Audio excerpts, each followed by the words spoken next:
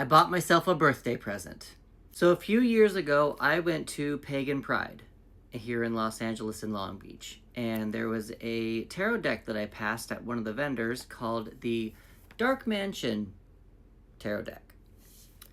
And I didn't get it. So a while ago, I was on a website and they were advertising that they were going out of business. I cannot open this thing at all. They were going out of business and they were saying all tarot decks are $10. I fell for it. Didn't know at the time that when that happens, they're all fakes. And this was one of the decks I actually got. So my birthday just happened, like I said, and I figured I'd go out and buy myself a birthday present. Now, part of the reason why I'm opening this up for everyone right now is because when I went to one of my favorite tarot stores here, it's called Tarot Arts here in Los Angeles. It's in South Pasadena, just wall-to-wall tarot decks.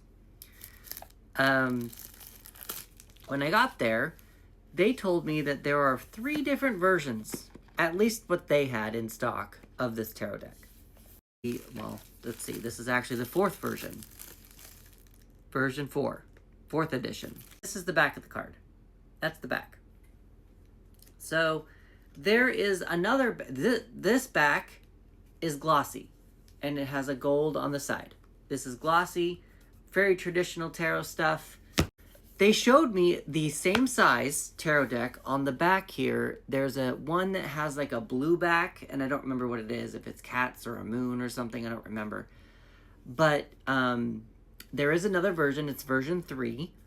And it had, the finish on it is one of the, it's not matte. I mean, it's matte, but it's matte with like a film on it. It's kind of sticky to shuffle. It's, I have it on one of my other decks here. It seems to be kind of making it bigger recently, not as glossy kind of stuff.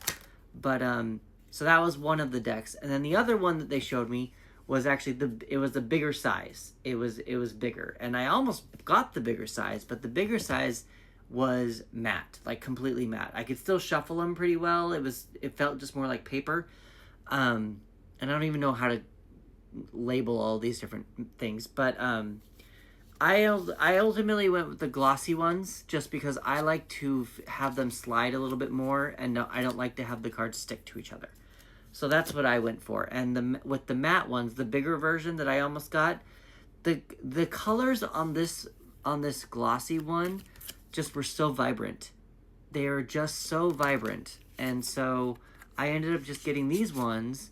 Whereas like with the matte version, you could still see all the colors. They were still really cool, but it just felt dulled. It felt like there was like a film over it, or like a you know, like if you put like a plastic thing in front of a camera lens or something, it just felt duller. It didn't feel as vibrant. So yeah, I went with the glossy one, and I just wanted to let anyone know who's going after the Dark Mansion tarot deck.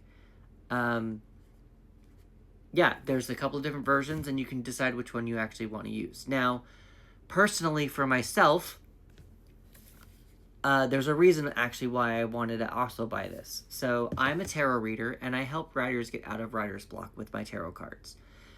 When I look at these images, I see Coraline. When I look at these images, I see The Nightmare Before Christmas and those kind of stories. When I'm working with a writer, I guide them to use a tarot deck that mostly matches the project that they're working on. Now, let's say that you are working on something that's very similar to Coraline or to Nightmare Before Christmas. I know that Nightmare Before Christmas has its own tarot deck. I advise my writers, my clients, not to use that tarot deck if they're creating a world that's very similar to that world. And here's why. First of all, the Nightmare Before Christmas world has already been created. It's done. It was somebody else's. It's not yours. You want to draw onto the inspiration from that world, but you don't want to actually use that world for your inspiration. So I advise them to use a new tarot deck, a different tarot deck that sort of matches it, so that they can still kind of take that world and what inspires them and create their own version. And this version, these cards just sort of seem like they would be really good to use for those kind of stop motion worlds, those kind of stop motion things that other people are trying to create. Like they just seem a lot more. They're weird. They're very skinny. That's her arm, very animated. So yeah, it just kind of, to me, I felt like that. And that's what I guide my writers to do when they're writing with tarot. And I just wanted to throw that out there for anyone who might find that interesting. And a little bit more about my tarot practice as well. So if you go get the Dark Mansion Tarot. It's sort of a review. Yeah, have fun.